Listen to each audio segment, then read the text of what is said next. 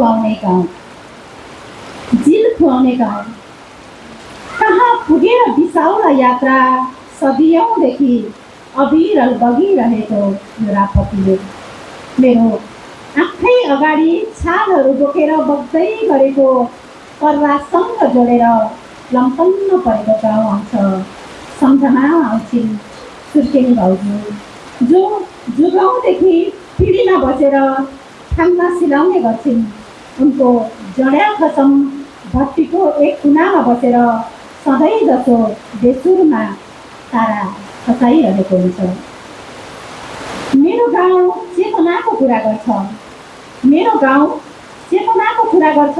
देखिन्छ कहिलेकाहीँ मसाल बालेको पनि, तर कसैको नजरमा खड्किने आमै नाउँ बोक्सी हुन्।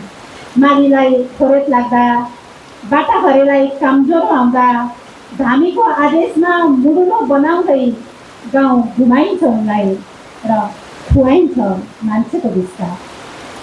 भूत प्रेतको डेरा छ मेरो गाउँमा, किचकन्नीहरू आउँछन् हुल बाँधेर। कसै न कसैको घरमा झाँक्री कामेकै हुन्छ। भाले र बोका नकाटी मरि गए हुँदैन बिरामीको ज्यानलाई सम्झो।